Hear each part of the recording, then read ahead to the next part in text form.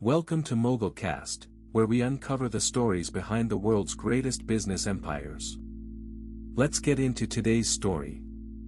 June 21st, 2017. San Francisco. Travis Kalanick, the man who built Uber into a $70 empire, walks into a boardroom expecting to fight for his job. Instead, he leaves without it. His own investors, men he had handpicked, vote him out. No warning. No second chance. The company he founded, the company that had rewritten the rules of transportation, had just fired him.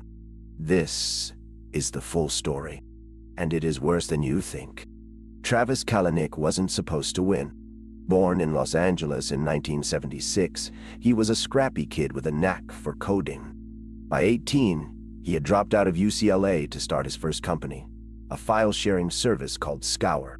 It failed. His second, Red Swoosh, sold for $19 million in 2007, but not before he nearly went bankrupt.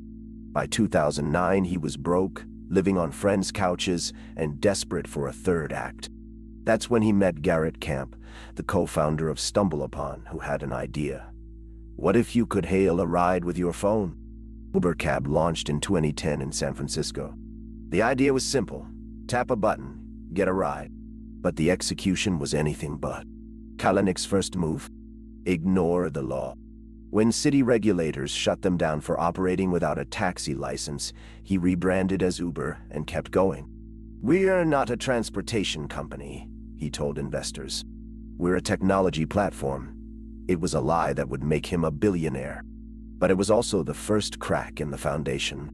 We will come back to one specific decision. It is the key to everything. By 2011, Uber was expanding like wildfire. New York, Chicago, Paris. Every city was the same. Launch first, ask questions later. Kalanick's playbook was simple.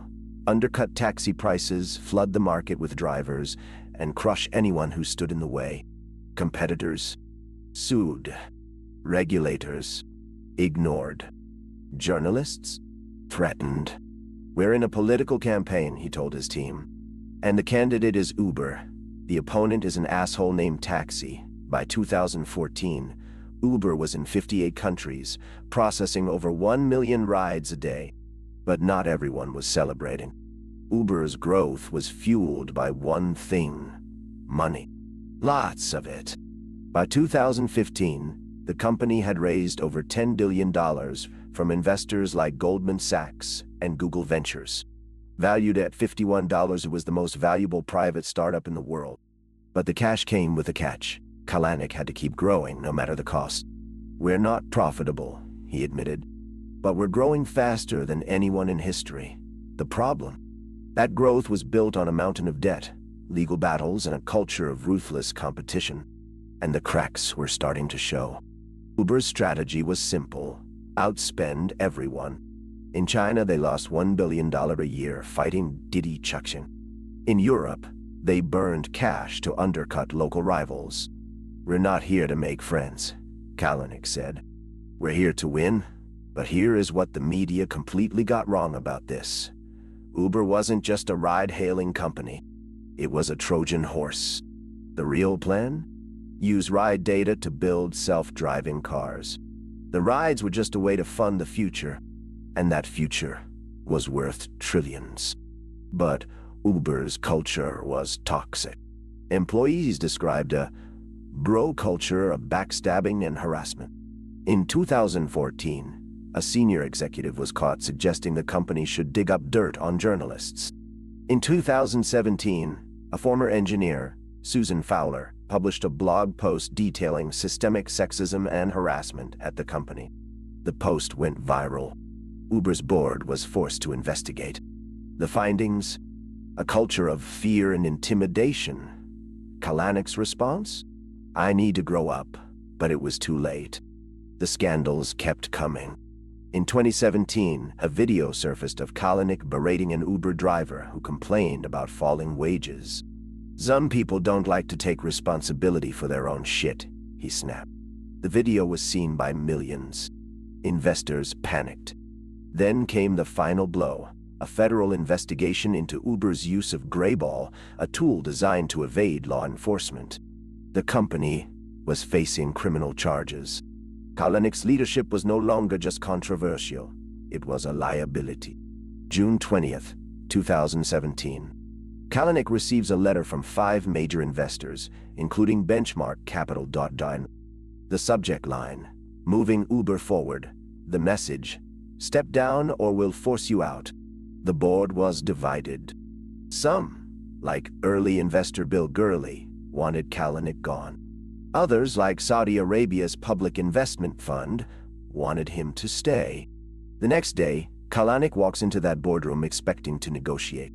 Instead, he's handed a resignation letter. His own creation had turned against him. And if you've made it this far, you already understand something most analysts completely missed. Kalanick's downfall wasn't just about scandals. It was about control. He had structured Uber's board to give him, and his allies, outsized power. But when the scandals hit, that power backfired.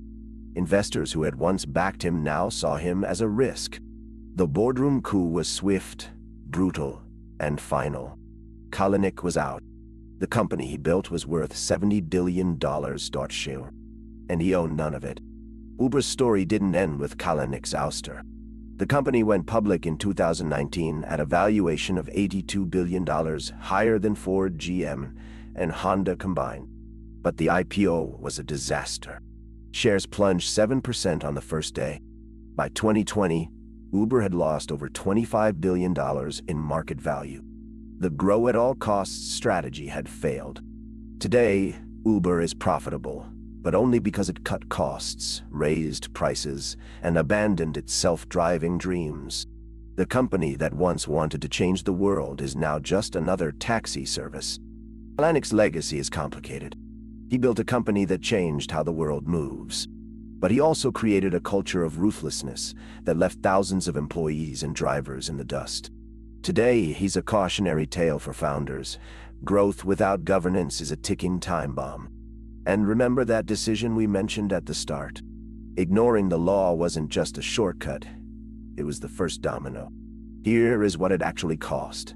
A $70 billion empire, a founder's reputation, and the trust of an entire industry. Uber's rise and fall is a masterclass in how not to build a company. By the numbers, 70 countries, 15,000 employees, $24 billion in losses before turning a profit. Kalanick raised $24 billion in funding, more than any startup in history. But when the board turned against him, he had no allies left. The lesson? Even the most powerful founders are just one vote away from losing everything. The surprising truth about Uber's collapse? It wasn't the scandals that killed Kalanick. It was the board. Most founders think their biggest threat is competition or regulation. But the real danger is the people who fund you. When investors decide you're more trouble than you're worth, no amount of growth can save you. Kalanick's story is a warning. In Silicon Valley, loyalty is a myth. And the only thing that matters is the next quarter's numbers. Travis Kalanick's story is far from over. Today, he's investing in startups through his fund, 10,100, and quietly building his next empire. But his legacy at Uber is a reminder. No founder is untouchable. If you want to understand how this pattern repeats across every major business collapse, the next video covers a story with disturbing parallels. That one is next. That's the story for today on MogulCast. If you found this valuable, subscribe and hit the bell. A new empire story drops every single weekday. See you tomorrow.